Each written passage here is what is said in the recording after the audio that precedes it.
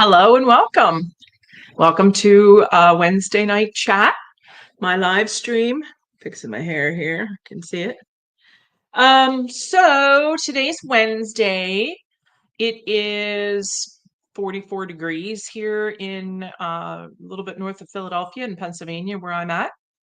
Oh, Dennis and two Dennises. Wow, Dennis back to back. Usually we have the double Russells, but now we have the double Dennises. And Collector Rick's on. Hi, guys. See if any she keepers come on. So Dennis, yeah. um, what at 44 degrees, um, light wind, I don't know, maybe 7, 8 miles an hour. I had no intentions on going in my hives today. I did yesterday. I wanted to get in there yesterday and I was all geared up to go, had in my head what I wanted to do, and got outside and it was just 12-mile-an-hour winds and I don't think it got over 45. So, hi Mike. Just was not conditions at this time of year. Now, if we would have had no rain, no wind, and it would have been about 48, 50, we could have done some things. But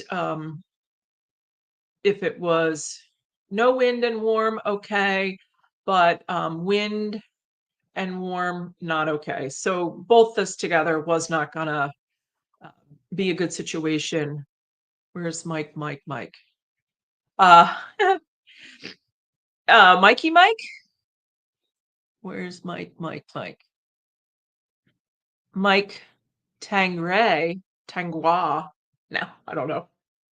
Is on. Peabody, Ryan. I promise to stop calling you smarty pants. I promise. Um, yeah. So I was disappointed. I was all depressed. So I ended up just watching Hulu all day. It was terrible. I mean, I got my regular chores done, but I just this time of year I think is a little harder for me than like like January and February because nothing's happening and we know it. But when we start to get some of these nice days, and then it goes back to winter, that I think is harder for me to pump the brakes than it would be just to stay in winter.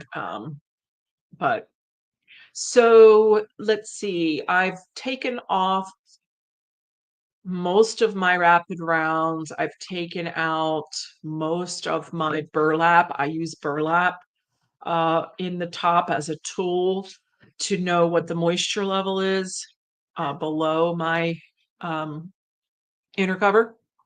So if my burlap is moldy and wet, I know there's a situation.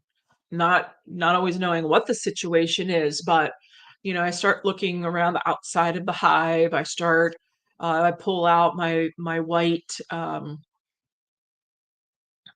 my signs, my political signs that I slide underneath because I run screen bottom boards here in my 8 frames. I run screen bottom boards. So if my burlap is wet or kind of moldy, then I know that there's a situation that needs to be addressed, and it may be something to do with the entrance reducer, might have something to do with the little white IPM board. So that usually is some now this year. I think one of them was just a little damp, and then I realized that my top cover wasn't. There was just something against my top cover that wasn't allowing it to secure. So I fixed that, but most of the burlaps were dry. My rapid rounds this year did not get a lot of moisture in them. I actually had to add a little bit of water to the hard sugar that's in those rapid rounds this year.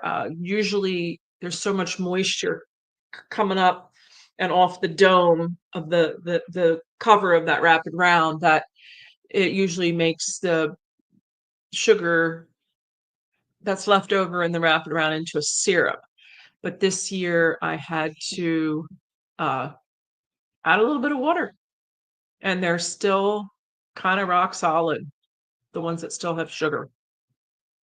So 78 degrees. Oh, Dennis, Barney, where are you at? I have my cheat sheet here in front of me, but I'm not exactly sure where. Let's see. Snowing all morning here in Northeast Ohio. Oh, hi, Vincent. Hey, Google, pause. I have a turkey in the oven too. Let me check that.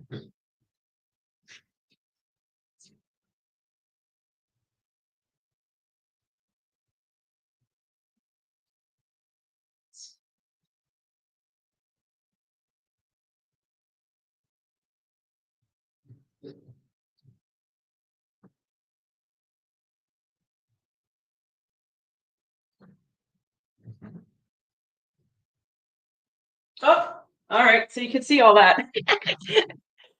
It wasn't quite done. Cisco, Texas. Oh, okay. Okay, you're down there with well, Texas is huge, but what's his name? Philip, who was very fun my last chat last week was so much fun to be able to, go around a little bit. I thanked him after we got off. I texted him and said thanks for being a good sport and coming on and talk about it. And that's a little bit why I'm going to talk about what gave me the idea to talk about drawing comb for honey. So we'll see if more people come on in a little bit, and then we'll talk about that. All right, Dennis, I'm going to put you in here. Put you in my little cheat sheet. Oh, I only have Texas. Okay, Cisco. And then somebody was in snow. I got a few inches. Who was in Northeast Ohio? Vincent. Hi, Vincent. I know I got you in here too. I think. Man, you see Charlie. Charlie's got an Excel sheet with everybody on it. Holy cow. Oh, okay. So there's a Vincent. Ah, I have two Vinces. See, you're Vincent Sybil. And the other one is in Southern Ontario. And you are in Northeast Ohio. Ohio. Okay. Cool. So the drawing home for honey supers is what we're going to talk about. And I have a little oh, what do you call that? Show and tell um aids here that we'll go over. Um and there are some assumptions that we can kind of make. And I know in beekeeping there are no solid assumptions. But one of the assumptions that before I go into the little presentation is that bees do not like to draw comb above a queen excluder. So I brought a 5 frame into the kitchen. I didn't bring in the 8 frame because I could do it. But bees do not like to draw comb above the queen excluder. They'll do it, but reluctantly and not very well. So there are some tricks you can do prior to putting on, and also having 1 or 2 frames of John comb is also advisable. Oh, great. Lewis. Shh. All right. The flow is behind this year for me. Okay. North Central, West Central.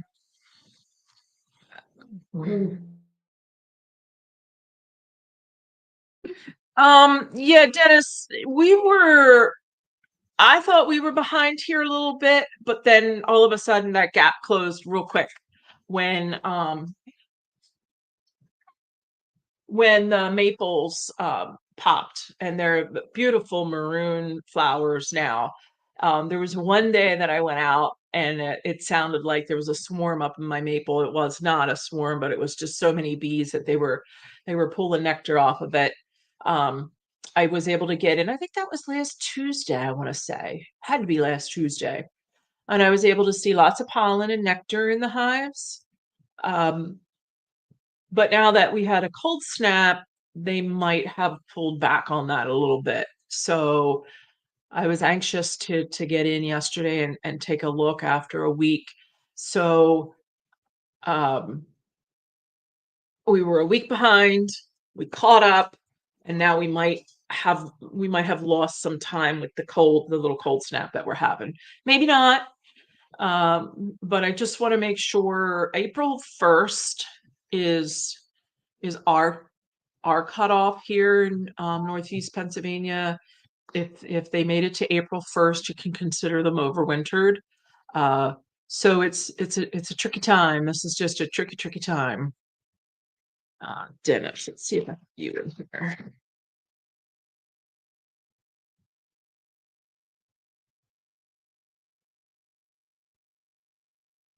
Yeah, Alabama. Whereabouts in Alabama? Sunshine. Oh, Collector Works, Central Ohio, sunshine and warming trend, 70s Saturday. Ooh, Saturday's your first inspection. How exciting. How exciting. I got into most of mine at least once. But the pulling last week, I pulled all the frames and got to get a good look at them. So Alabama. All right. Have you in here? Oh, I had you in here. Central. Okay. Yeah, there you go. Central. Put that in. Sometimes when these states, are so big, or you have a lot of, like Pennsylvania is, there's a big difference between me and Pittsburgh, or me and Erie. You know, Will, who's out in Harrisburg, not so much of a difference between me and him, but Pennsylvania is pretty big. It makes a difference where you're at. Oh, Vince says the cold is killing the maples. Huh. All right. Okay. So, I think I attached if anybody has any questions, I'm not probably going to be able to read them off, but um, the invite is at the top, is pinned to the top, and also my little blurb about this is just the way I do it, and I don't know if we. Hi, Randy. There's Randy. Um, when we talk about beekeeping, we always kind of know that this is what I do in my little micro climate. It's not going to work for others. It may, you can take a little bits and pieces from everybody and figure out. And I always try to say or remind people that know your yard. Like and that takes probably 3 or 4 years to really, get the cycle, and then all of a sudden things can change for you too in that amount of time. So learning your yard, your yards, if you're, getting up there and sideliner and commercial, you're going to have a couple different yards most likely. So, all right. So let's see here. I'm going to try and, okay. Let me back up a little bit here. Can you see that? I'm feeling like, I guess let's see if we can do this one. Uh, all right. I was trying to make it bigger. Okay. So this is a deep here, and this is a medium. So no matter how you run your configuration for winter, whether it be two deeps or we can talk about a single deep. Uh, I think I would kind of caution single brood management or single brood, uh, not so much in the first couple years, unless you're really catching on. Okay, Vivaldi boards and burlap. Yeah, I put burlap inside. I don't know where you put your burlap. Single brood management is something that I think takes a couple years to get it together for that. I'm gonna try and pull this table. That's not something. I mean, I'm 8 years going into my 8th year, and I've done a few of them, um, but it just doesn't. Probably going to try to do a little more of it this year, being that I do clip my queens, because from what I understand is the swarming impulse for a single brood, just a deep, is really high. I mean, they just can't keep them out of the trees. So coming out of winter, your bees are going to be here. The bees are going to be up top. So it's going to be really hard to pull comb in this box, where this is my honey super, and it has white. It has white frames in it. My brood boxes have black uh, foundation. So everything down in my yard now is black foundation, whether it's a double deep, whether it's a deep and a medium, whether whatever's going on down there, I know is all. Do honeybees sting? Hey, Stu. Seems like I haven't seen you in a while. Um, so there are no honeybees in this presentation here because I'm in my kitchen. So anyway, so this here, we're gonna pretend this is my honey super, and all my honey supers are mediums. So the terminology, people will say, they will call anything that has honey in it a super, but that is, what you do, what's in that box. So this is a medium. There's mediums and there's deeps. What you do with them, whether they are honey supers or brood boxes, you have to distinguish between that when you're having conversation. So you can't just say a super and then assume that that's a medium, because I think Joey runs all deeps. Like even his supers are deeps. So that's his organization. It's all organization, how we stay organized in our yard. I stay organized by having uh all of my brood in black with black foundation. And we talked a little bit about the and I don't have any here, but the drone flooding, where I put in foundation in the center third, and then they get to pull out on this side here as much drone as they want. Sometimes they'll pull the whole thing, sometimes it's just the bottom half. But so this is kind of how I'm gonna get up here. But this is kind of what we're looking at now.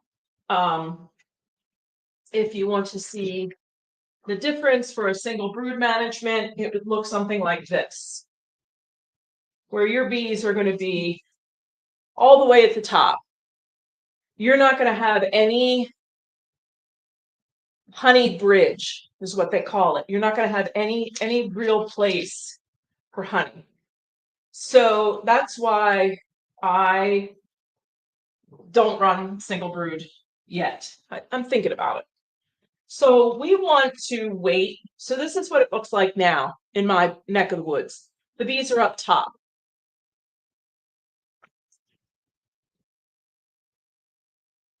This is my inner cover. Has a little hole in here. I have a screen on it because I put a screen on there for the rest of the year outside of winter, so I can pop my inner covers and not worry about the bees coming out. So this is my inner cover. Bees are here. So I can do one of two things. I can reverse these boxes and I can put this box down here. However, I'm going to cut the brood. That's not advisable this time of year because if I take this box and put it down here, my brood is going to be here and the other half is going to be up here. I'm going to have a split brood. Not good this time of year. So what I'm going to do is I'm going to wait until they bring in more nectar and pollen and the bees start to push themselves down. And they will. They'll move down. So now what we have is somewhat of a honey bridge here because they filled this with nectar. They're going to turn that into honey. So now I have a great opportunity to add my queen excluder. We'll go here. Again, honey bridge, queen excluder, and then I put my super on here. That keeps her down here and it keeps my honey pure because it's not going to have this. So this is a honey super that had brood in it. I try to work these out from year to year, and I will probably sell this to someone who doesn't really care. Whether, you know, or they may run white, all white in their broods. The reason I use black is because I can see the eggs. I can see the pollen. I can just see the what's going on. So all of my supers are white. So let's say that none of the frames had pulled wax. These all are pulled just because pulled. So let's say that none of these were pulled, right? Now I have a queen excluder, and I just said earlier, probably not going to pull above this queen excluder. They're not going to pull frames of wax. So what I'm going to do is I'm going to trick them, and I'm going to take out two of the white frames, and I'm going to take the outside frame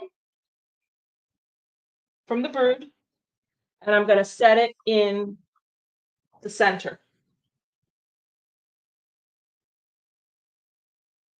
To take the outside. Again, remember, my hives are all at my house.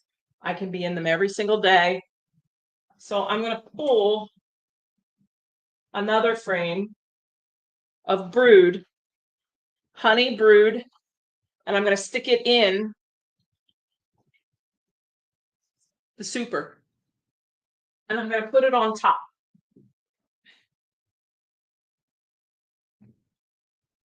I can leave the queen excluder out, or I can put it back in. I'm going to put the queen excluder back in because now I know there's two frames missing out of this. I know that. So when I put my super on and I'm pulling wax, this is just going to be for a week and a half until I go back and I remanipulate. But this is going to put, these are brood frames. This is going to have brood. This is black. It's the only one that has wax. All the others don't have, no, there's no other wax on these frames. I want them to pull it. So by putting in a brood frame with pollen and nectar, they're going to want to come up through this queen excluder. It's going to pull them up. And they're going to start working these. And then I'm going to come back. I'm going to pull these blacks out. I'm going to stick them back into this box where I brought them from. I'm going to stick my white back up here, and they'll pull those for me. So now I will have it, and I can see when I'm down working my hives, I can see who has a queen excluder in and who doesn't. You can see that. So it's just part of management, but that's how I get them to pull wax. And I pull a lot of wax. I can sell, oh geez, probably 60 to 70 white honey frames a year. I have extra. So and then the other is you could do too is if when you really fine tune to get them to pull this wax is you can feed a little bit. But it's ideal to get it just when the nectar like my maples popped last week. It's not April 1st yet. So I would be in a pickle this year to pull wax. It would be a little tricky. I could do it. I could do it next week. The next 2 weeks, I could put on a really thin syrup and I could get them to pull this here for me. You could put the inner cover on and I feed on top of here. I feed on top of the inner cover. Just a real thin. Again, if natural nectar is coming in from the maples, they're not going to take that liquid anyway. It's going to sit there. So, it's not, again, I'm not talking to first year beekeepers. I'm not even talking to second year beekeepers. This is third and fourth year where you're going to want to be pulling just real pristine wax for honey. Down here is your black. This is where they're living. You got this honey bridge here. So some guys don't even use queen excluders. They rely on this honey bridge. I don't. Because my queen will pass it. I don't have very much luck. I started using queen excluders pretty early on because I could not keep the queen down. She always wanted to go up. That is when I also ran entrances at the top. Now that I don't run, this is what my inner covers look like. There's no entrances up here. And by doing that, by eliminating that upper entrance, I was able to keep my queen down here more, but I was already using queen excluders by then. I didn't put the relationship. I didn't put the relationship between my queens coming up and the inner cover. I didn't know that part at the time. And then there were other instances in my first year, 2, 3, where I would have the brood box here. I'd have a queen excluder. I'd have supers, and I was still running that upper entrance. Guess what I had up there? I had my second queen. So she was laid up. It was a mess. But that's why I don't run upper entrances here in the Northeast. Do we wait for dandelions to put supers on? No, not here. If I waited for the dandelions to put supers on, I'd be too late. Dandelions, so I don't know the science, but dandelions are going to run in the ground. How long is a dandelion root? Like that? So dandelions here in Pennsylvania, I can find a blooming dandelion 12 months out of the year. Depends if it's up against the house or where it's at on a sunny slope. Dandelions really are not an indication for me other than the ground temp. Um, what I'm watching is my trees. I'm not watching dandelions.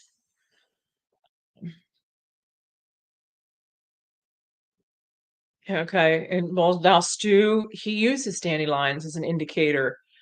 Dandelions, it's too late for me. In my yard. Again, my yard does slope at a good angle. So much so that in the summertime, when I'm way back down at the end, I can feel the temperature. It is cooler down there than it is when I come up to the house. That's the grade. Hi, Grayson. Queen will go up if upper vented or poor insulation. Yeah. So the other thing too is, remember when I started this scenario? Let's take this off.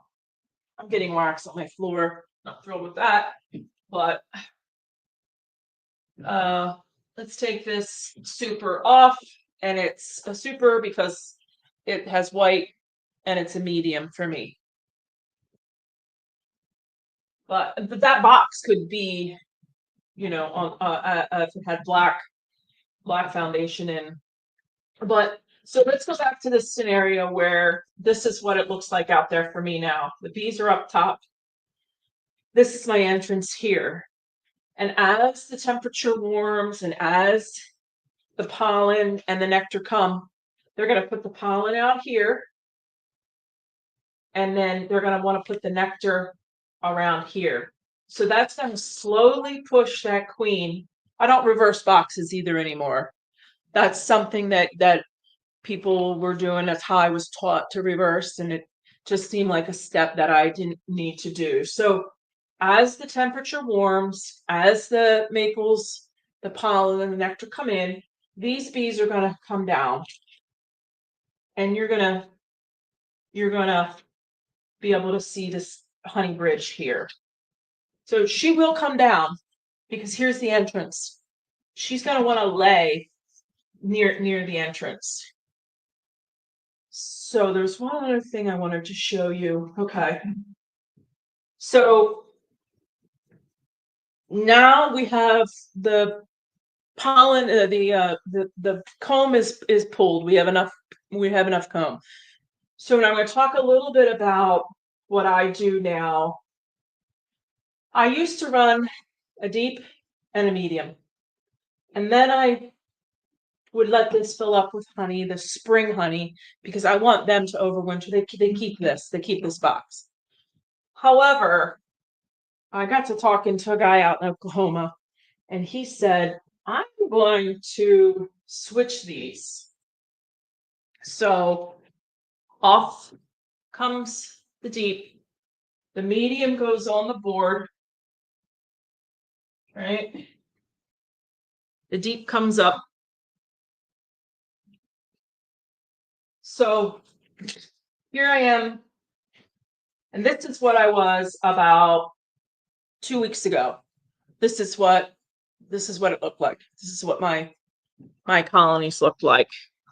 My maples had not popped yet. So what I did was I took this off. I slid it off, and I just set it on the side so the air and the sun can go through those frames. There's nothing in this box. They were all here. So what I'm going to do now that my maples popped, I'm going to go in and I'm going to put these back so that she moves here. So now this is my summer configuration. Queen excluder, supers above. Why I want to do this is because I no longer have to take that medium off for inspections. I can pull one deep frame, and I'm going to see pretty much everything I need. So this is more reality here. They're going to leave that little space below. I think that's your Vivaldi board space there. So I can pull one or two frames out of this deep. I can do an inspection and I can pretty much tell you everything that's going on. Because if I have brood here, these, it's going to come out to here. So I know it's down into here and they're going to have honey all around. But that's my new configuration starting. I started it last year and it was kind of like not the smartest thing to do because of the drought that came. What happened was this was all they never went down into this box last fall. This box was empty all the way up until I pulled it. And the reason I pulled it, oh, thanks, Grayson. Smash the like button. The reason I pulled it was because this is too much room for me at this time of year. This was going to be way too much room for them up here. They didn't. This was some of this was moldy. Some of the frames were starting to mold, so I had to pull them off, set it on its side, so the wind and the air can go through it, and we don't have wax moth problems or beetles up in Northeast at this time of year. So anyway, that's kind of how I get them to pull wax for supers. So trick them. All right. What do we have over here? Grayson, why don't you come in?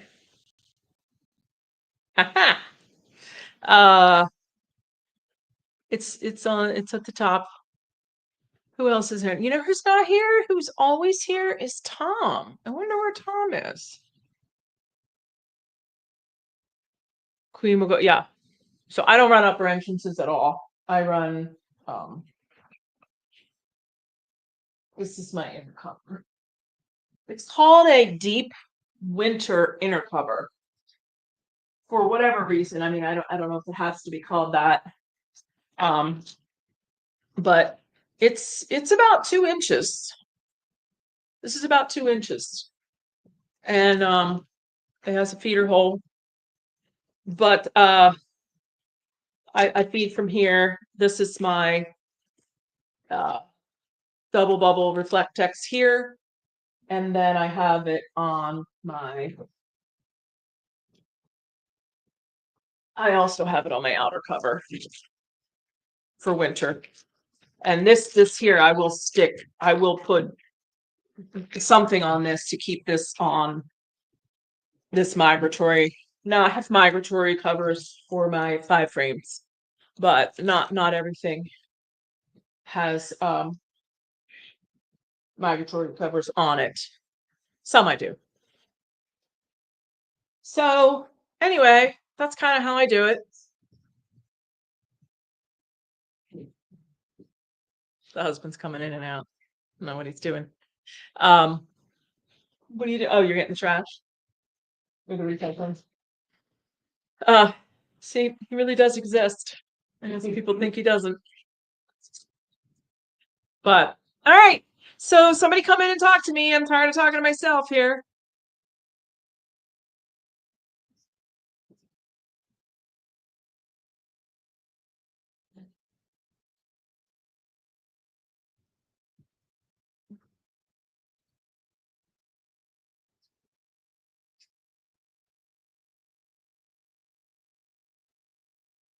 I saw that Philip had a new video on. No, okay, 5 frame equipment. I do not run all 5 frame equipment. I run mostly 8 frame. I started 5 frames about 3 years ago, and I don't know why I even do it. 8 frames to 5 frames is not enough to make that big of a difference. Now, when you run 10 frames and 5 frames, yeah, you're splitting half and half. I did get a couple 4 frames woodenware, and I didn't like that at all. That was just way too small.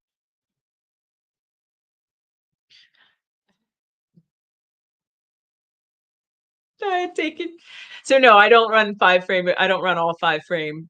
Now, what I do in summer solstice is I will take this 5 frame, and this is where I'm going to be making my new queens to take me through winter. Um, I will make, I will put frames in here of brood and eggs, and I'll let them make their own queen in here. I do not graft. Uh, just don't really have the need to do that here. I'm able to um, make as many queens as I want by just doing splits, just doing walkaway splits. The turkey was done. It was at 160, and I left it in for another like 10, 15 minutes. And so the bird was done. Rick.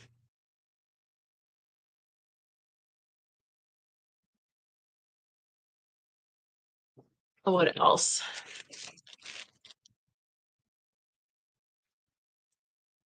So this is my inner cover there, and then I take an empty super. My frames, my honey supers are all run through the freezer. It has to be -6 for at least a week. And I leave them in sometimes 10 days.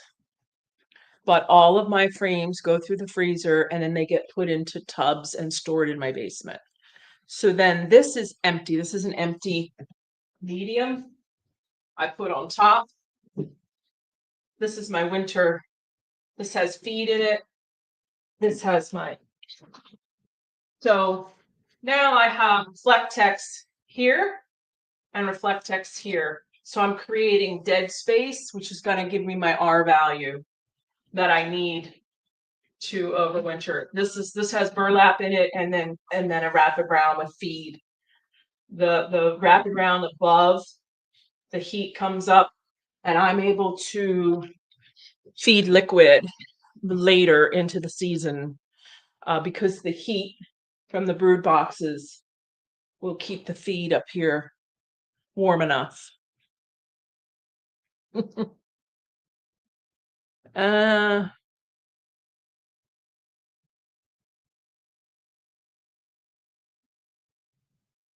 oh, queen excluders. So there goes Louie again. Hey, Bumpers.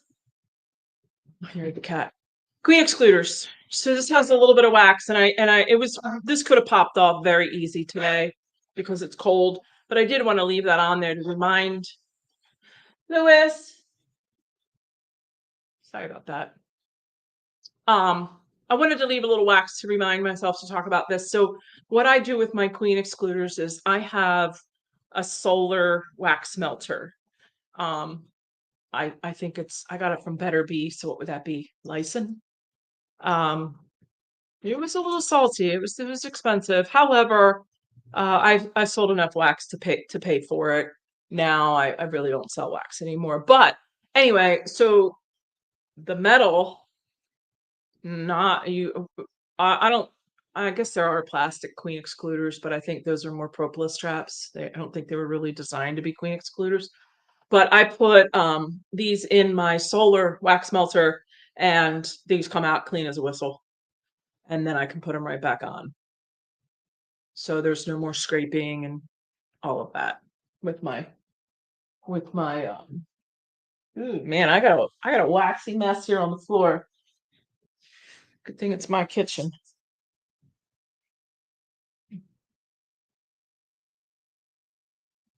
Randy, what do you run? Do you run 10 frames? Oh, the other thing too is when I started, there was this push to have women. They suggested that women do all mediums. So my first year, the first 2 hives I bought of Woodenware was 5 mediums. And then I was like, this sucks. So my second year, I went right into the deep as my main primary brood box. The mediums I ebb and flow on mediums. Sometimes I have them on, sometimes they're honey supers. But so when I have a deep and a medium, all I have to do is pull 2 frames out of here to do an inspection. I can see now, this isn't first and second year, remember? We've had a couple years under our belt to determine what we're doing.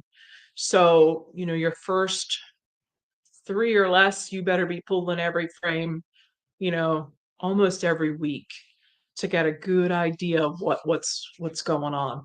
Um, but yeah, I really like the deeps. I pull 2 or 3. Now, if I'm running all mediums, how many frames do I gotta pull to get an inspection? Like, I mean, if you're running 8, 16 at least minimum, you're pulling, because if you have three mediums in a row here, you got to pull the first one. You got to pull 3 or 4 out of the first one. You got to pull 3 or 4 out of the second one. And you got to pull 3 or 4 out of the bottom. How disruptive is that to your colony, as opposed to just pulling 2 deep frames out? Again, it's what works for me. 10. Okay, so Rainy's running 10 frame doubles in winter singleton. Ah, okay. So you're pulling that second box off. Now, are you buying a queen for that second box? Like when you separate them for the flow, are you putting a mated queen in there, or what do you do with that second 10 frame during the flow? Are you doing anything with it?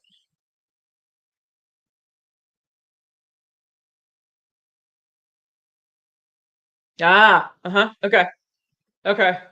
So you were all right. See, it's for me, it's too early. When my flow's on, it's too early to do splits. I, I want the summer solstice queens. So it's a little too, I mean, I do splits, don't get me wrong, I do it, but when I was at the up to 50 hives, I was doing splits early, and it was a lot. But I don't really wanna pull. I don't wanna make those new colonies until later, but I get it.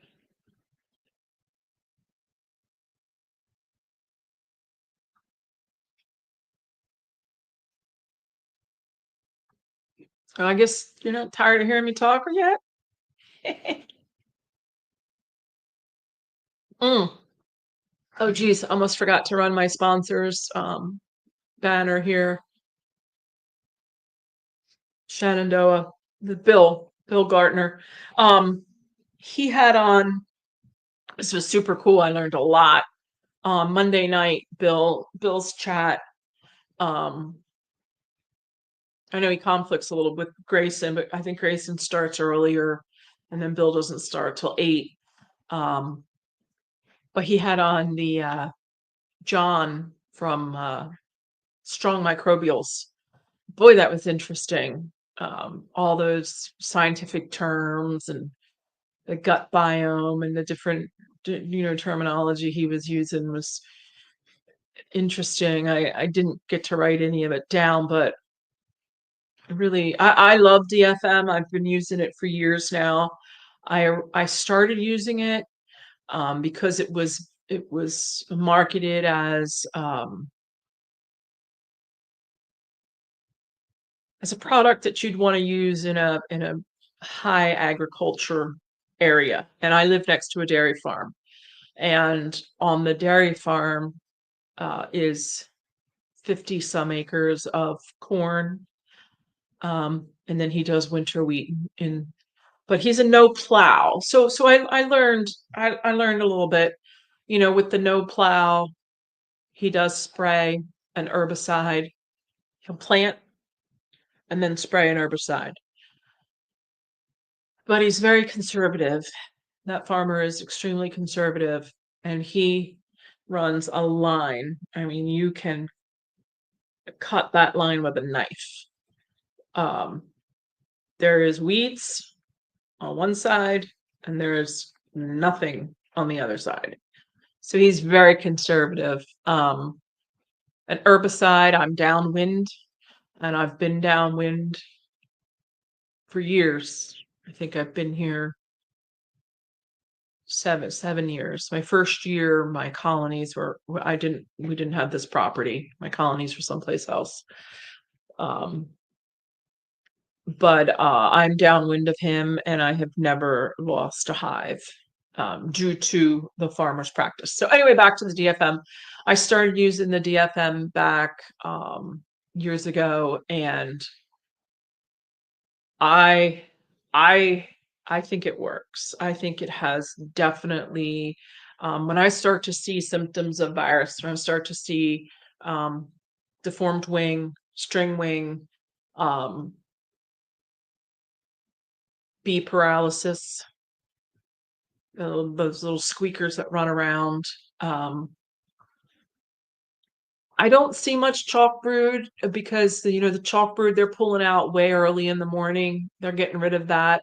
I will see some chalk brood on the front porch in the mornings if I get out early enough, but I technically don't see that. I've had a very small smidgen of sac brood over the years. I've never had any of the big ones, any of the obviously I've never had American foul brood. um, European foul brood, even though I say pretty much every colony has some of that. But whenever I start to see symptoms of viruses, I am putting another dose of DFM on, and the symptoms go away. Is it anecdotal? I don't know. I've also already put 2 doses. This time of year, they've all had at least 2 doses of DFM into the brood box here on the bees. Um, I I believe I do not ever I don't want to say never, but I've had very very few colonies come out of winter with nosema or runny guts. I guess better way of saying it, but very very very very little of that. One again is I overwinter them on spring honey. I give them Hive Alive. So when they're coming out of winter, they're on Hive Alive fondant, and then I use the DFM. So I think that their guts get pretty cleaned out. Okay, Randy's in Ohio. Do I have you in my little book? Let me see if I have Randy in here.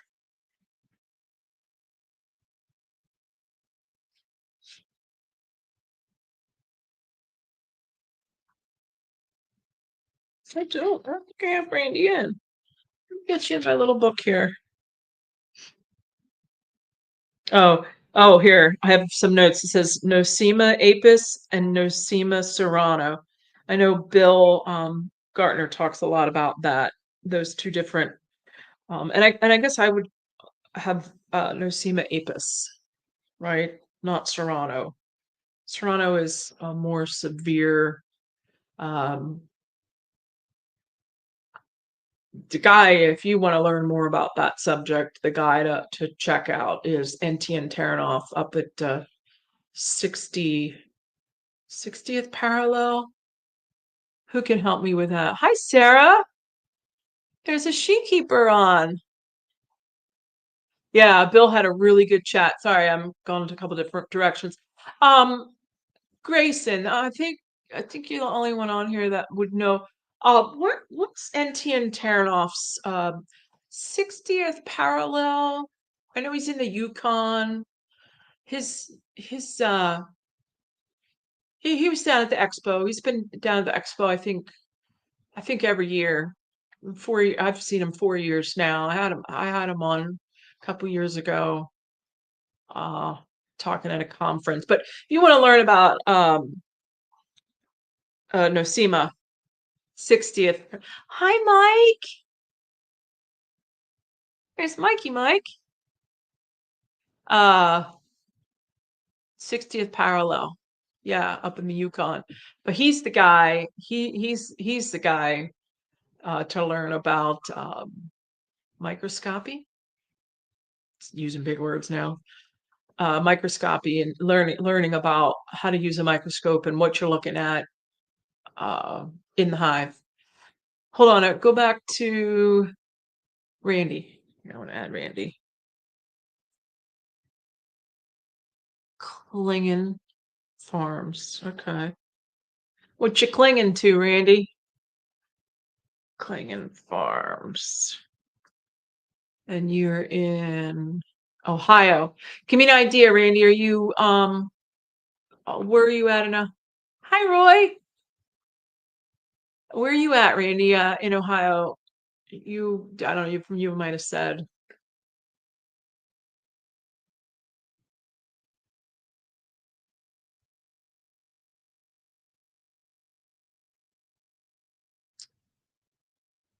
our buddy Tom is in southern Ohio.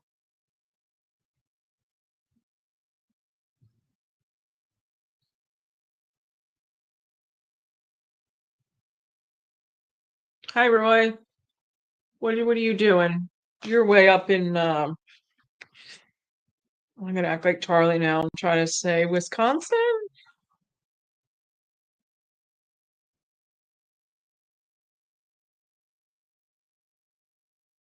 Hmm. You kidding me? I don't have Roy on my list. Sure, I did.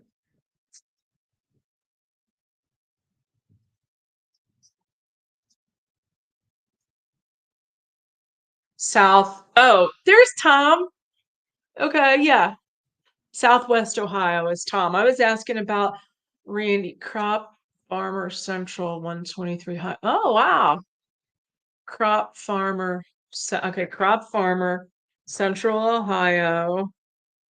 And you're running what, 123 hives? Cool. And good enough. Okay. Here, good enough. Kirk, I got you. I have you in Central Connecticut.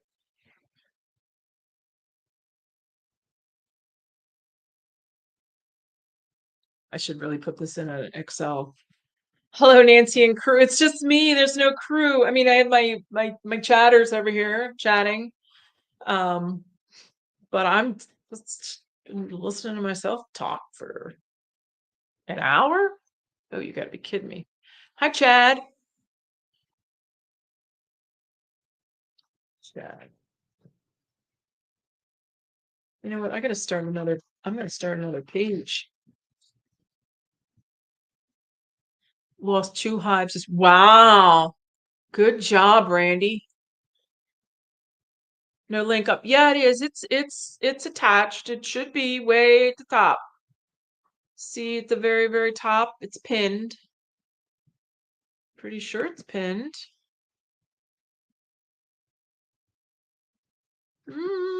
Please tell me that's been pinned this whole time. Yeah. Good enough. Wait a minute. Hold on. Too many directions here. There's good enough.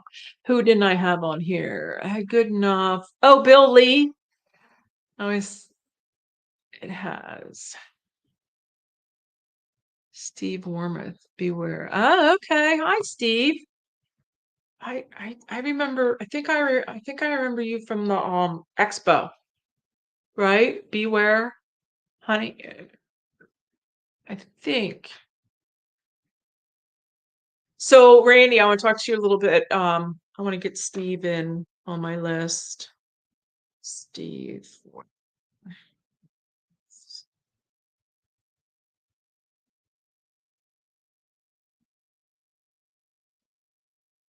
Hold on. Beware, honey. Where are you at, Steve?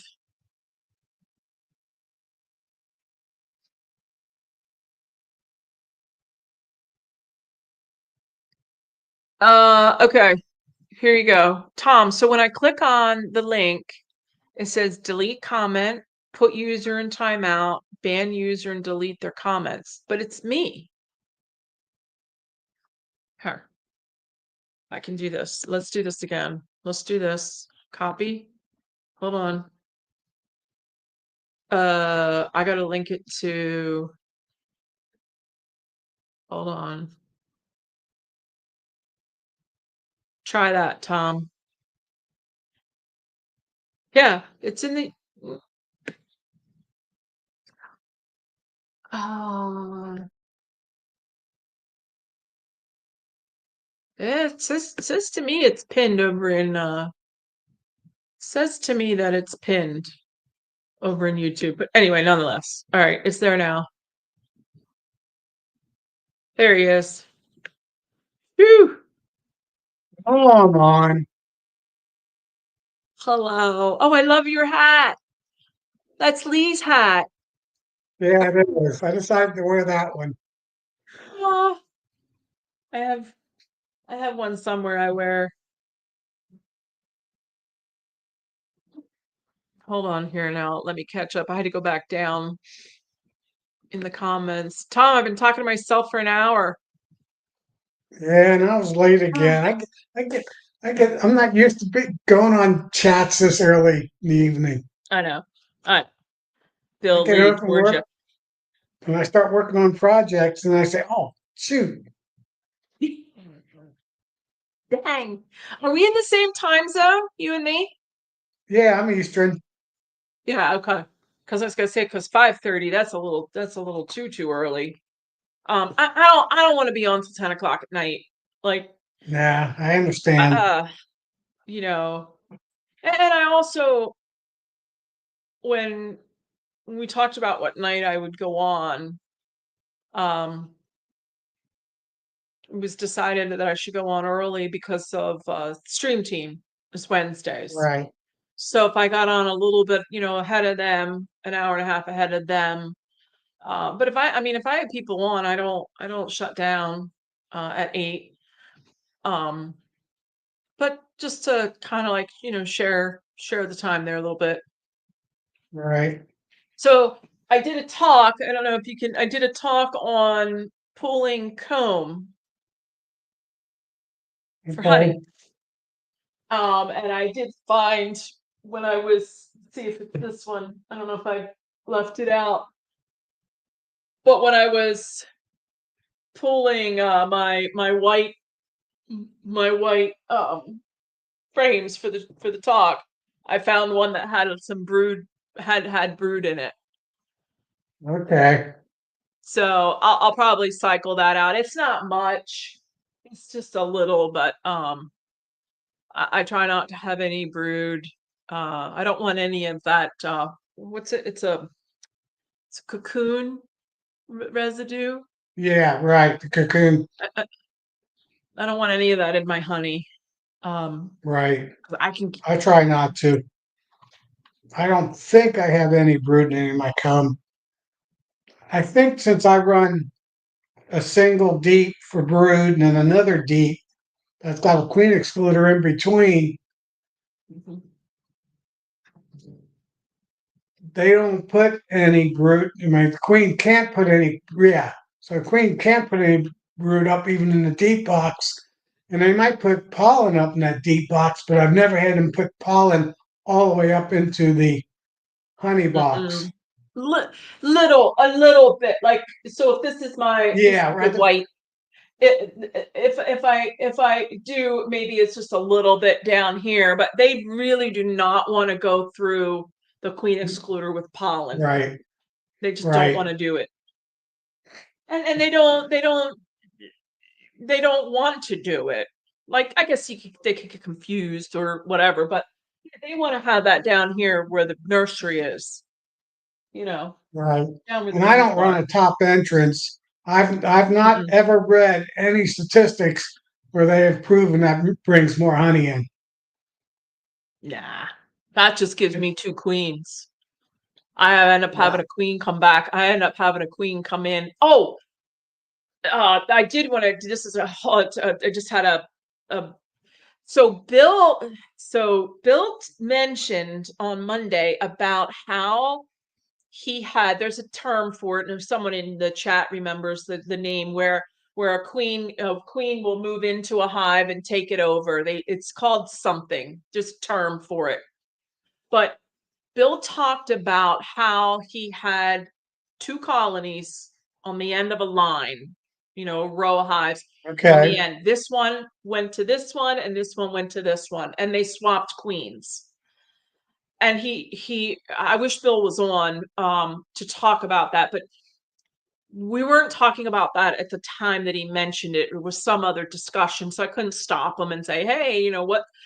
But I had and the guys told me years ago I was nuts and that it doesn't happen, blah blah blah. I had two hives next to each other, and that queen, they switched back and forth. So Okay. when she left, because she was a black queen, she was, yeah, usurpation. Oh, man, I can't even say it. Still don't remember it. Usurpation. Yeah. Yeah, usurpations. Um, anyway, so this black queen, she went, and they were next to each other.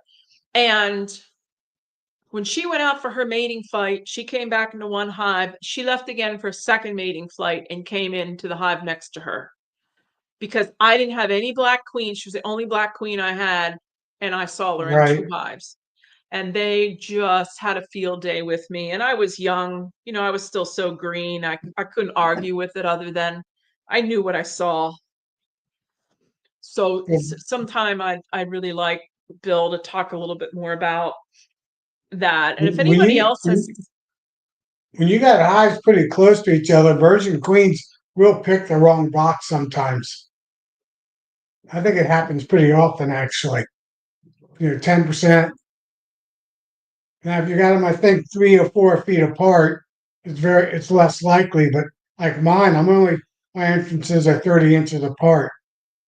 If I had them 40 inches, more than 3 feet, I probably would. That would be even more minimal, a lot more minimal. But I don't space. I don't want to. I don't want to build any more stands. right. And my colonies are set up in groups. I have about 4, 5, 6, depending on what time of year, grouped together. And those hives are close enough that I can work one hive and then the next one is right next to it. So I Right. can stand between them and work that section. Just cuts down on, you can smoke the whole group. I could put the smoker in the front, but yeah, I think those queens, when they go out for a mating flight, I think they take a retinue with them, which we don't hear anybody talk about that either. They have a retinue that goes with them on that mating flight. She's not out there by herself, and I just don't think I don't think she goes out on her own. I think she has attendants with her. And they come back to the wrong hive. Right. Re-queening a couple in a row. Yeah, I think it happens pretty often Hmm. when you have hives, it's right pretty close to each other. One hive will get two of Yeah. them. Next hive next to it will get zero. When I had my Hmm. 12 mating nukes in my big um, horizontal hive, those entrances were only like 5 inches from each other, but I went up and down, and I couldn't get all 12 of them with hives in 'em, that would mated queens. Seems like they always went in the wrong one, so I kind of stopped doing that. Yeah, someone had given me a queen castle at some point. and I did run that, but it was a medium. It was a medium queen castle, and I Okay. didn't want, you know, I really didn't. It worked against what I was trying to do. And I just make queens in the deeps. I don't really need to run a. Let me adjust that TV. Can you hear it? All right. Can you No, hear the I don't TV? hear it. Okay, good. I have music on, but then it goes into a commercial. Um, yeah, I gave that queen mating box back because it just didn't. It was more complicated than I needed to be. Hi, Brian. I went with six frame mating boxes too, because when I do my summer queens, I need to Mm. have three frames of brood in those nukes, or they'll get robbed out. I need to have three When to you four frames of bees. when you're doing when you're requeening, when you're making your summer Yeah, solstice queens. Yeah. Yeah. Yeah, I have 3.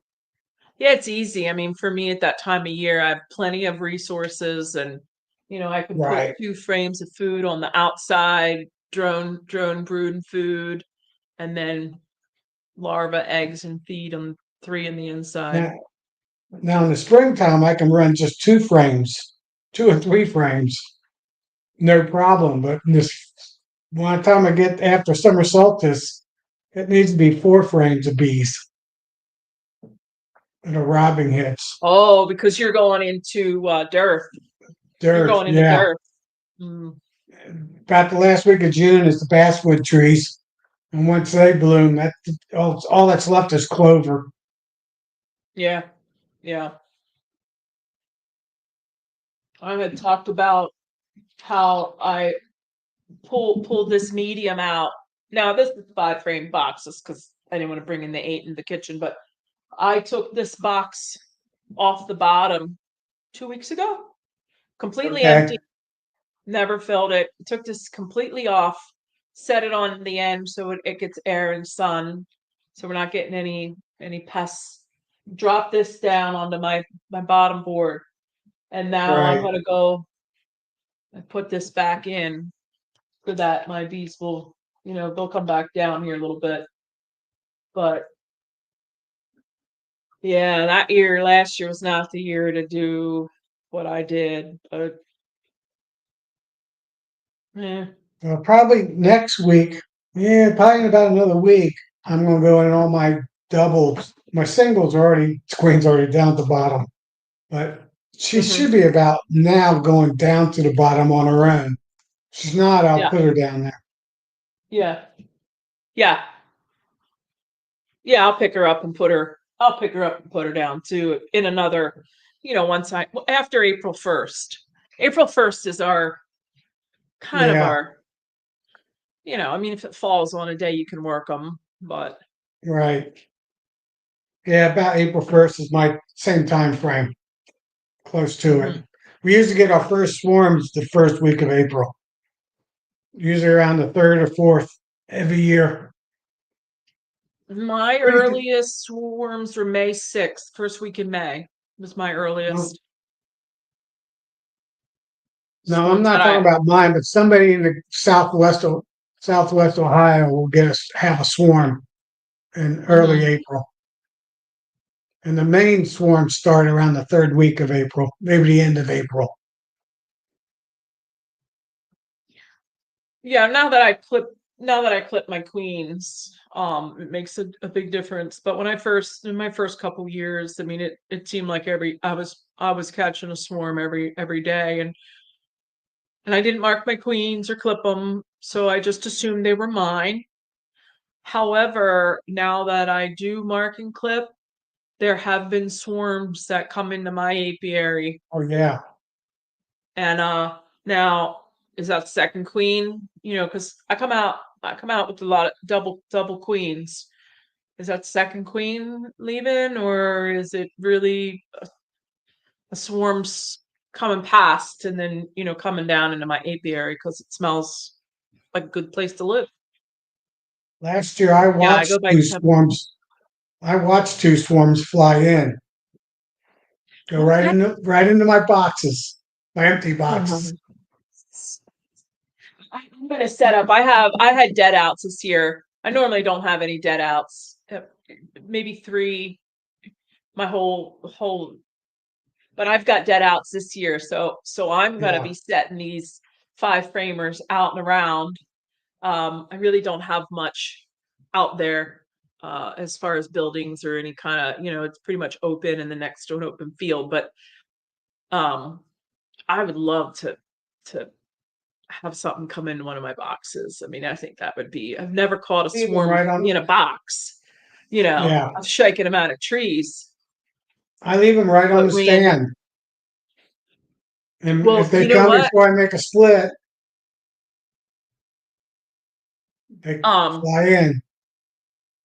when I see ladders, people throwing ladders out, like those old wooden ladders, ones that you wouldn't really ever want to climb, I snag them up, and I have in the past. I'll um, bungee cord this onto a ladder that I Okay. can reach. I'm not gonna like because I really don't have trees. I have no place to put swarm traps here. Well, last year, I was on my back patio, which is on the other side of the barn in my picture, and Hmm. I saw the bees flying over right over my head. And just over the hill, not even a half mile away, my friend Paul has 8 hives, 8 or 10 Yeah. hives.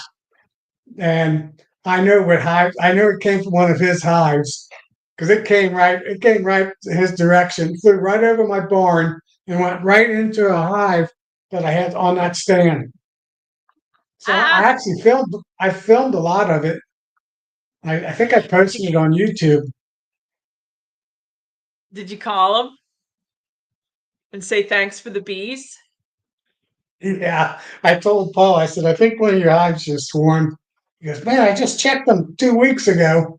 I said, well, they flew right over he knows my backyard. He knows where my hives are because we've been over each other's place every year. And I said, yeah, it came right from your direction. He Yeah. goes, there is another beekeeper that's actually real close to me that just has 2 hives. He just keeps two Uh, hives. Could have been, uh, that's also Paul's queens. He bought nukes from Paul like 3 or 4 years ago, and so it could have been one of his. Still Paul's queens or daughters. yeah, yeah. Randy, Randy, yeah. Oh, you go by temp, not by date. Yes. April 1 um is a date that the state puts out. Don't get all choked It's a up. date Pennsylvania puts out that like if they use April 1 as the cutoff on overwintering. So if you have the bees by April, how many hives do you have by April 1st? How many did you have? What is it, October? I forget what the fall date is, but then by April, if you have them by April, then that's considered an overwintered colony. So Okay. we just use that. It's not, you know, Yeah, I don't it's think not a Ohio even management. has a definition on that. But You all do my or don't? overwinter queens, I graft in right around the 4th of July or summer solstice, and then I make my Hmm. splits right when I pull the honey, right after I pull the honey, Hmm. because I got Hmm. all these extra bees. Yeah. So I just make splits Yeah. We, then. you and I, we run pretty close to the same calendar. You and me, we do a lot of the same things. Yeah. Um, by July 4th, most of my honey is off. I might have a little trickle, but Well, I worked for a living, so that was one of the days I was off. So that's when I pulled honey. But now, since I will be retired, I might how pull it many on the days is third it? or the second or the How, eighth. Who knows what day I'll pull it? how many days is it now this week? It's been a week. How many Well, days do my you? last day is 16th of April, but I only got to Oh, go in the office 3 more days. One day next week, and oh, then my last 2 days of the last week. and then you have So 3 days left to work. for 3 days, I Doing have to no. be in the office. Yeah. I'm working from home 4 days, and all the other days I'm taking off. Okay. So I'm But I almost see we have there. there's quite a few more people on from when I talked about pulling the wax. So I don't know um if anybody wants to go over that again, but Yeah, I still got my not winter stuff complicated. on all my hives. I haven't taken that off yet. I probably will in a week. When I check for the queen to be down the bottom, then I'll pull everything. I'll go into my summer mode. Well, I pulled this medium off. So when I dropped this down, I pulled one or two frames and I was able to find her pretty quick and Right. either marked her blue, light blue for finding her early on, or she was already marked green.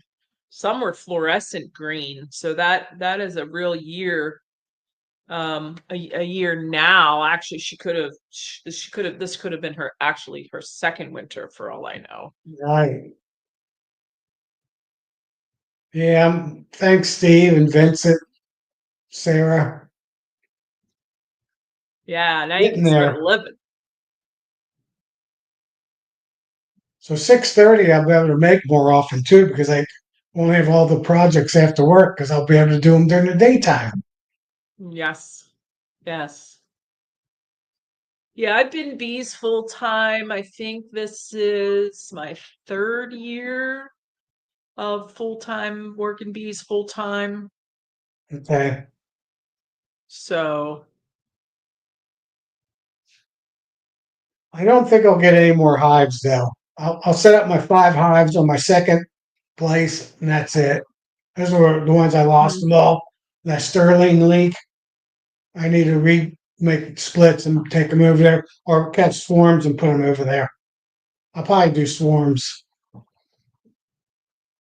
put 5 full um, swarms over there. I have my second corporate is pretty much getting finalized now. And then I reached out, I cold called a couple others near me that have nice corporate properties to see if they have those green sustainable clubs these Yeah, corporations put on, like, for their employees. Roy. yeah. Roy says he's tired of hearing you. Tired of it. How many years you got, Roy? How many years till you can retire?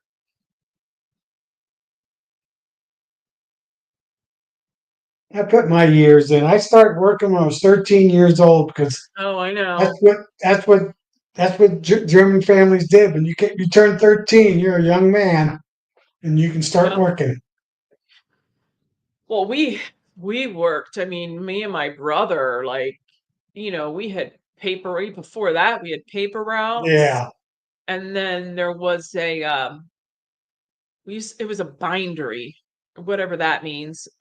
What we used to do was on Saturdays in the morning, we'd go down and we would um, take these papers and Oh fill yeah. folders like for colleges, I believe it was. We were young. Oh my gosh. We were young. I can't believe they even let us in the facility. You know what I mean? They would never do that today. Right. But we were in this bindery and we'd go in and we'd fill these folders and get paid and we'd pick chickens. The big So chicken so Roy says he's only 58. I'll be 58. six. Okay. I'm retiring just before I turn 64. All right. But he's got 6 more years. Commercial. Yeah, you're going commercial. Queen Bee says you're Yeah. yeah. Did you I'd hear him rather. laugh? Did you hear No. Tom laugh? Yeah. I don't think so. If I was Go 30 ahead. years No. younger, I probably would. Well, I do what my friend did, moved down to Alabama, out down south and go commercial. Queen Bee, I don't have you in here. I don't have you on my little list, I don't think.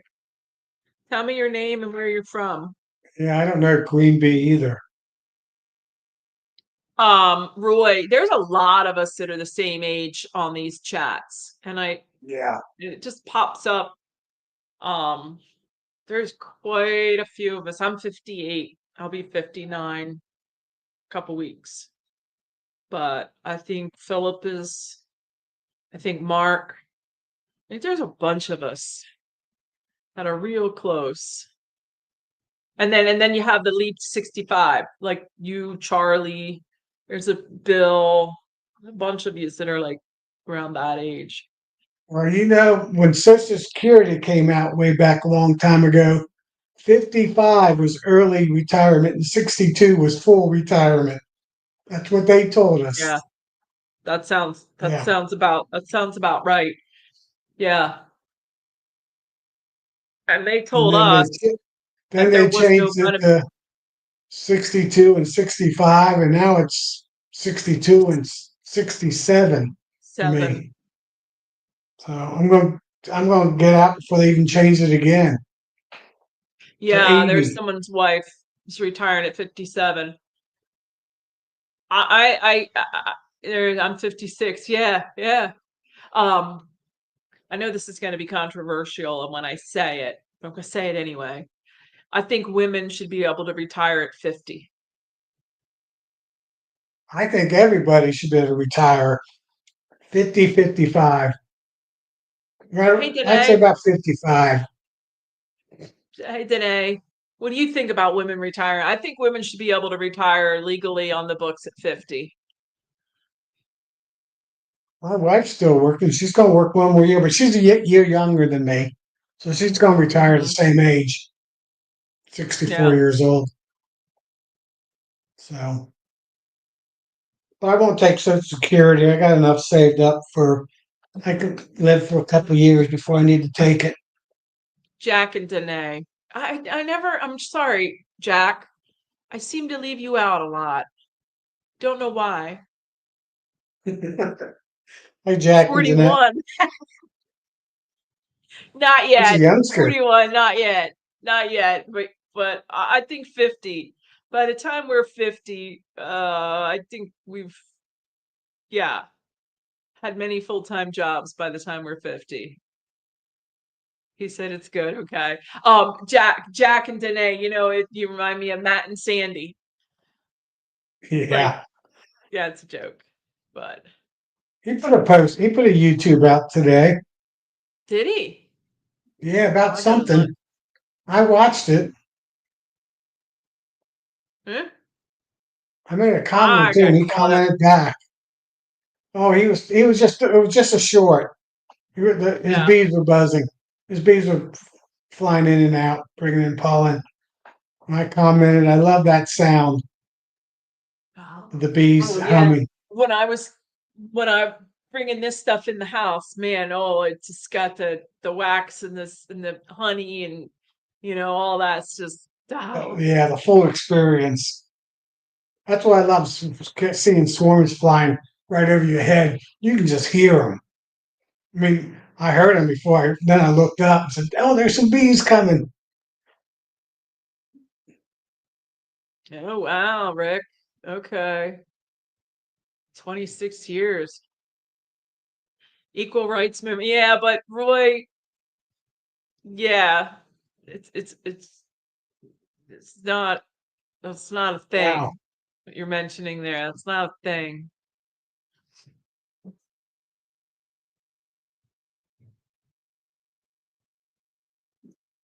that's not a good way to retire, though. I got caught up into Hulu.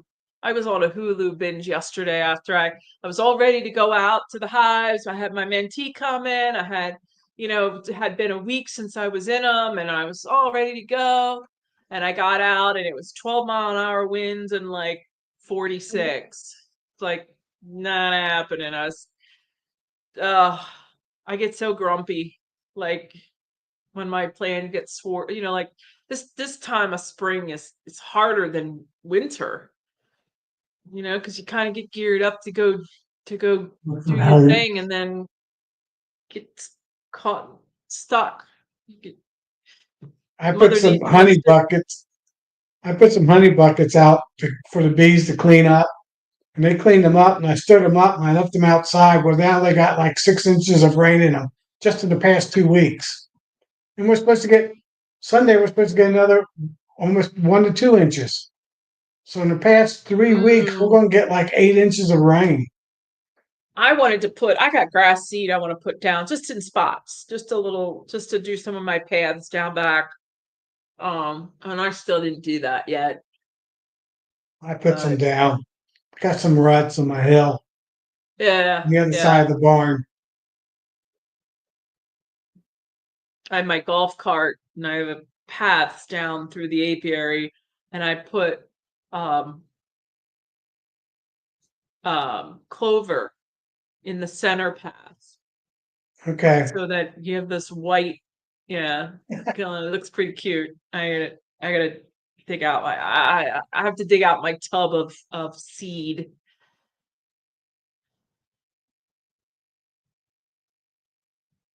Oh, you got a pink, Danae, you have a pink Okay. Kodiak. Sounds Where like where's it. he sell where's Lee sell his hats? I've never even seen them.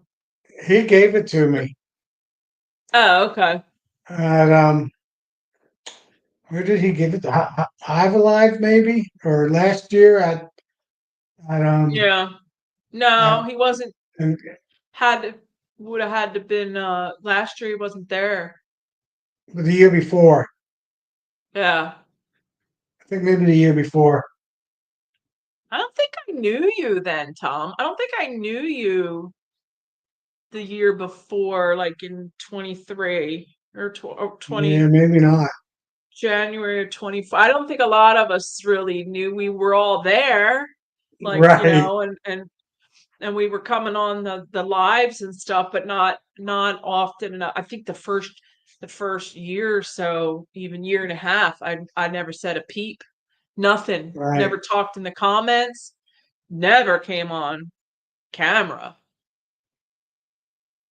I started coming on with Bob or with Lee. It was Lee and Bob way back then. And every once in a while, Bob or Lee couldn't make it, and I would pop on, and that kind of got me started. But Oh, so then I must have saw you I because think we Charlie, geez, did. Charlie's You were down going in on two. Sturville the second year, weren't you? That came and did it in Yeah, Tennessee. I'm We 4 years. we met there the one year that they were doing live streaming there, right next to Oh yeah. Ricky's booth. That's the first year that I worked for Dirt Rooster. So the first year I went was technically the second year. That's Um, yeah. the first year I went and just hung out. Okay. The first year I went, just hung out. Um, I knew Charlie. I knew Charlie from up home here. Uh, and then the second year I worked for Dirt Rooster. The third year I worked for Dirt Rooster, and then this year I just hung out again. Right. Back Because it to was Dirt not. Rooster, Ricky, and then and the Rickies, Lee Yeah. and Bob Yeah. were set up for the Yep. little live streaming. Yep. Yeah, I I was think on that that one. I was walking by.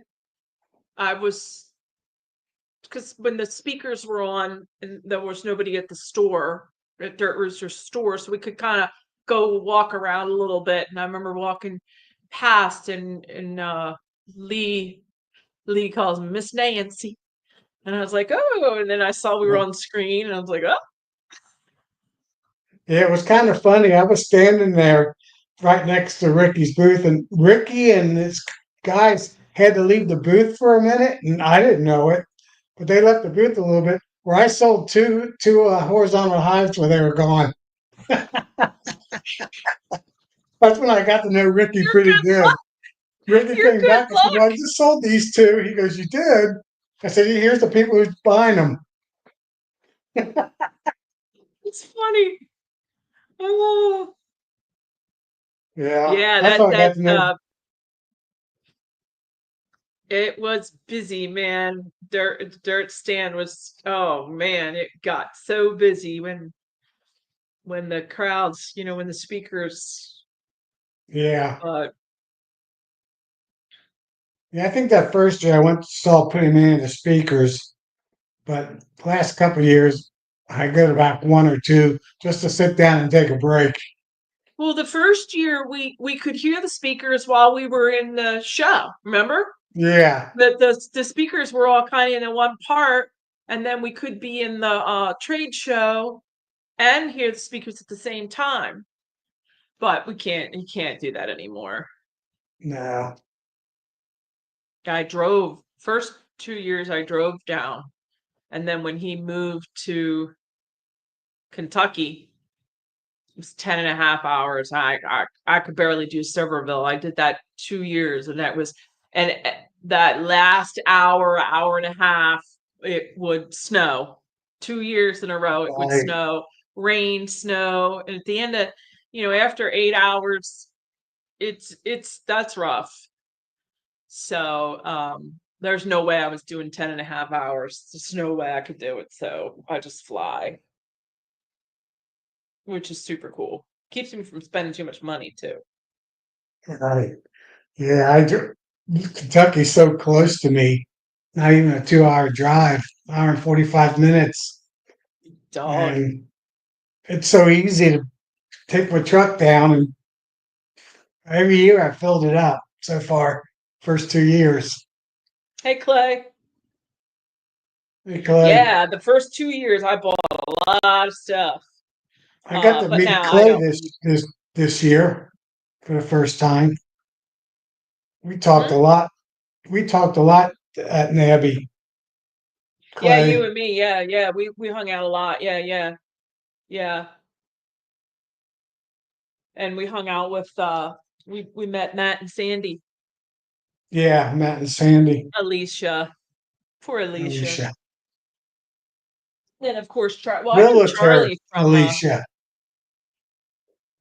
Charlie and I were in a club up here. He comes up from Maryland, and then I went out. It's about an hour to for me to go and for him to come up. That's Right. how I met Charlie, was in that club.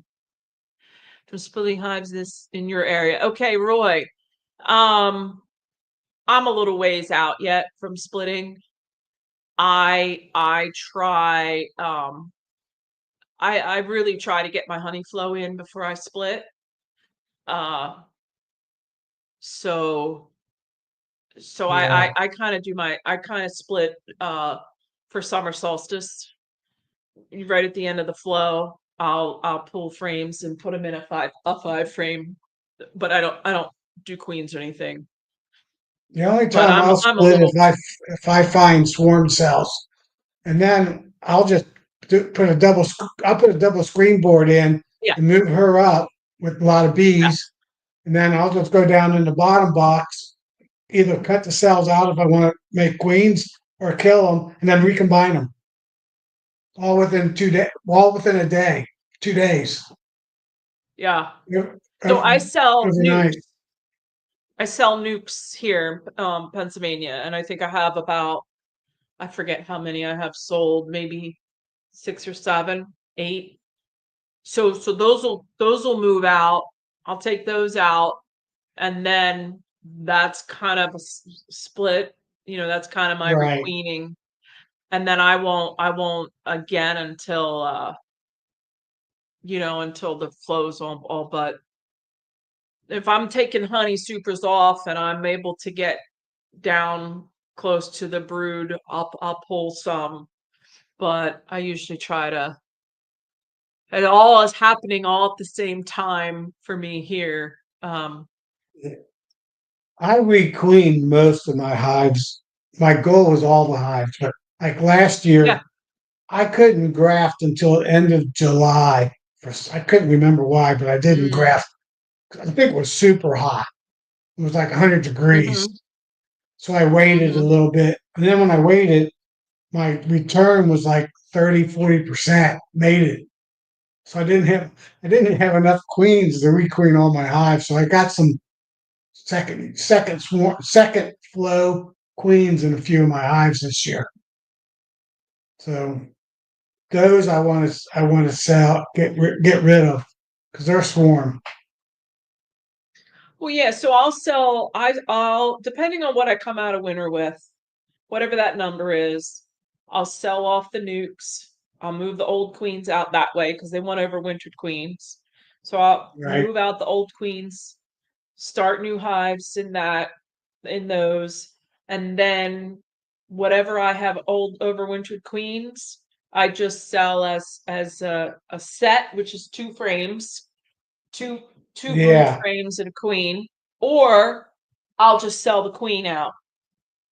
So right. I pretty I much. just yeah, I just do queens Mhm. mostly in the summertime. I don't do them too much in the spring. It just always seems to work out. Like, I mean, I don't keep. I'm not a note taker. So half the hives down there have green queens from last year, so those will be the first ones to go out in nukes that I sell. And then all the blue ones Right. I'll keep.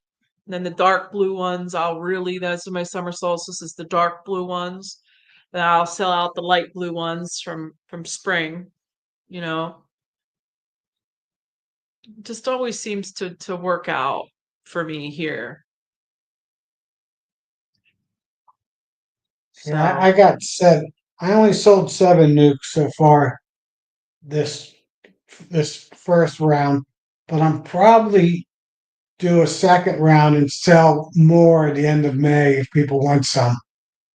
mhm. Because I'll Yeah, catch a few I don't take swarms deposits. and I I'll don't take I'll, I'll deposits or take anything. that brood frames from those craft and then steal brood frames from the swarms.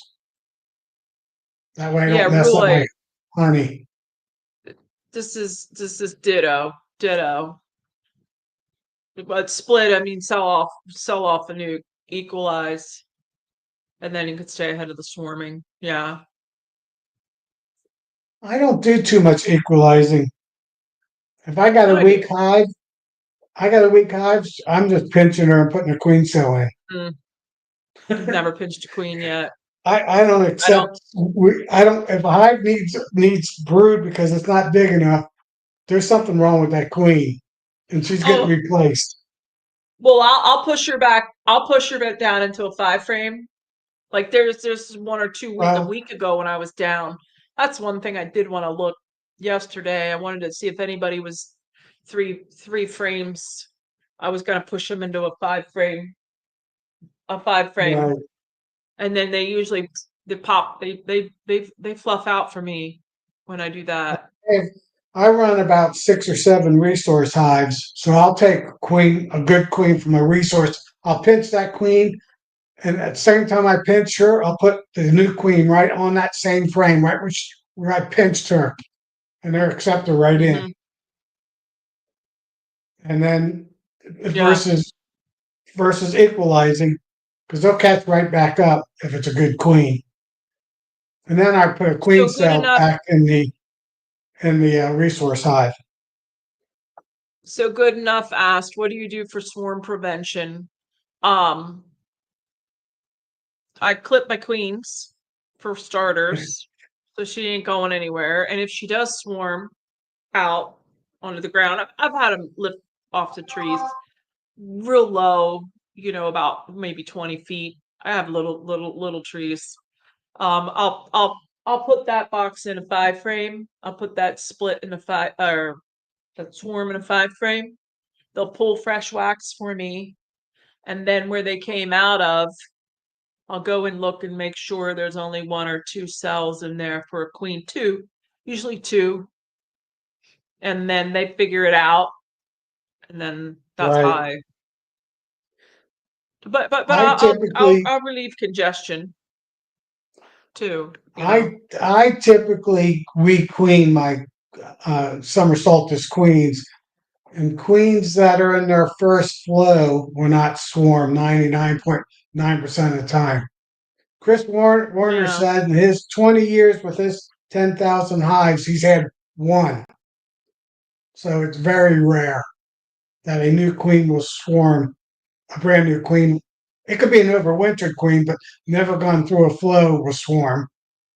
That's Mm-hmm. my biggest prevention. My second one is I'll do what they call every. I'll move brood frames from the bottom box. I only allow 6 brood frames in her in her brood laying box. So if there's 5 brood frames, I'll take 1 brood frame out, put that up on top box, and I'll put a empty comb frame in for her to lay in. So I'll do that every 3 weeks approximately. Always making sure she's always got at least 1 or 2 frames to lay in. So if there's 6 frames in there, I can take 2 brood frames. I can take 2 frames out and then put 2 comb frames in, and then that will buy you 2 weeks because you take that long to lay a couple frames out, 4 days each to lay a frame. So that gives you a week and a half. And that's called brood basically brood management. Right. Or that's my third option. My second option is I sell that overwintered queen that went through the flow and replace it with a new queen. That's how I deal with it. Yeah, I sell First, them. I replace it with a summer solstice, or I'll do a spring replacement since it's an older queen from last year's flow, 1 year old basically. And then if not, I'll do the brood management. Me priceless might. What's Rick saying here? Be checking for swarm cells to split me priceless mite resistant bees. Uh, Yeah, so he's probably, if he's got some good genetics, he waits till they swarm, or not swarm, but have swarm cells. Then you can make your splits off of those oh, frames. I I think that's what gotcha. I yeah. gotcha. Yeah. That makes sense there. Yeah. Because And he's got then, that genetics. So this year I had some die outs. I let some go to get rid of some of that thinner genetic to move it out, and then I have a breeder, a VHS. I always say the wrong one, VSH. I always say uh breeder. So I'm going to start incorporating some of his stock here into mine. right. That's my goal this year, whether I do it or not. There is one little trick that most people don't talk about. You can do your own swarm. You can take the queen, take a couple frames of brood, take like 4 frames of bees, put her in a nuke, wait 2 or 3 days, go back into the original box, break all those queen cells down, destroy them, or if you want to wait 9 days, you can do it then and cut them out and use them.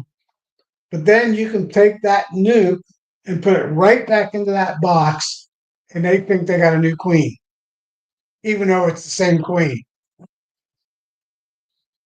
That's I've I done think I that followed too. you. So I you think got I your followed you hive, there. and you take the queen and 4 frames of bees, a couple frames of brood, open brood, Camera. put her into a nuke or into another You're box. good.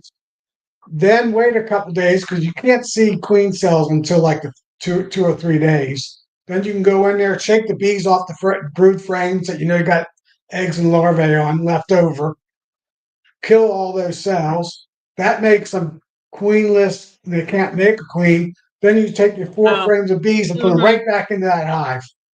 Yeah. And Yeah. it takes you 3 days, maybe 4 days, and they swarmed because the queen left, and now they got a queen, even though it's the same queen. So that's a little trick you can do. Yeah, there's all kinds of tricks. There's all kinds of tricks. I've already picked Yeah, a swarm picked a swarm up and put it back where they came from. Right. Went through it, went to look to see what was going on. Pulled the queen cells out, put them someplace else, stuck them right back where they were. It just depends. Right. Yeah, bees. The queen left and came back a few days later. They think they got a new queen. They don't know it's the same queen. Yeah, Yeah, yeah. one of my old timer second generation beekeeper told me about that trick, and it works.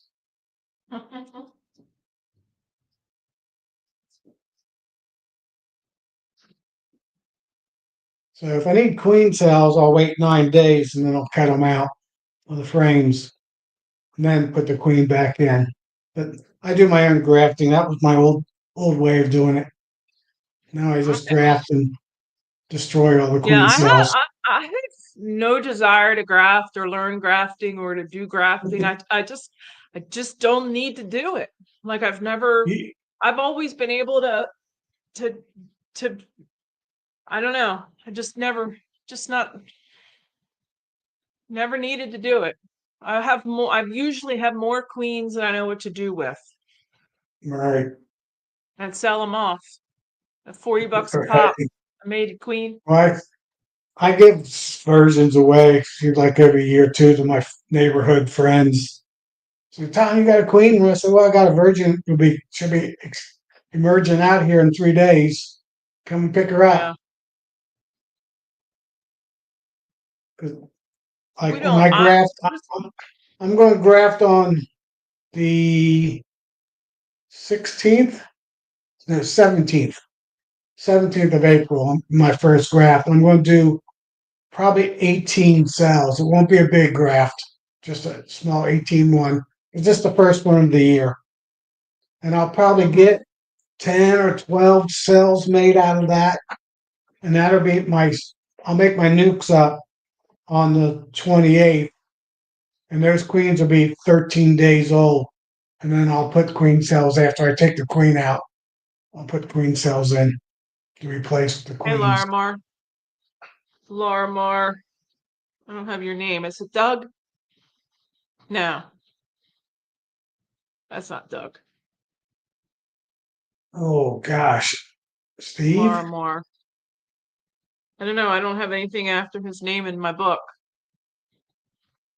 I always get him mixed up with Doug from Canada. That's Long Doug, yeah.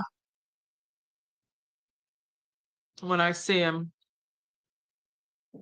Oh, you know who didn't come in tonight? Mark.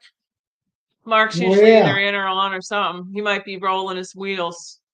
He's He turning probably his is. tires. Yeah. Keith. Keith. Keith, he's Larimer's here? Keith. Oh, and Keith Spillman. Keith Spillman's Keith. always on. I wonder, oh, you guys are getting busy. Oh well, that's the southern guys might be busy, whereas we're not. Yeah. Envious. Well, I'm getting Uh, busy. It's starting. yeah. Yeah, I'm Well, hoping. I've been Oh, I needed to get busy. I'm so sick of doing what I'm doing. yeah. So, but anyway, speaking of, it's going on 2 hours. I'm gonna shut it down. Go All see right. what Sorry for being late, Nancy. see Two what's weeks in a row. all right. I'll forgive you this time. And I really, really want to be doing this out in the apiary. When as soon as we get a break here, I want to do these out with the bees in the hives, all of that. Yeah. I wonder if my Wi-Fi in my barn works out by my highs. It's a steel building there, so not going to get far through that steel. I can bring my whole Um, computer out. don't don't you have data? Oh yeah, I know, but it's easier on the computer. You got comment. You can read the comments a lot easier and everything. Oh yeah, well that's something I'm gonna have. That's you'll you're gonna have to do that on I'm going to Wednesdays. have to go with a. I'm going to have to go with a Someone else camera is gonna system, have to do. microphone. Uh, yeah, because I can't, my tablet, yeah, I can't, yeah. Well, maybe I may have No a hot spots. record honey pool this year, and with the extra money from the honey pool, selling honey, maybe I can buy a microphone speaker system, Yeah. Ah. Bluetooth Yeah, it. those fancy mics those guys have, and they sound all, I don't know. I just, whatever. Yeah, I know. All right. Good night, guys. We'll see you All on the other right. side there. See you next Wednesday. Um,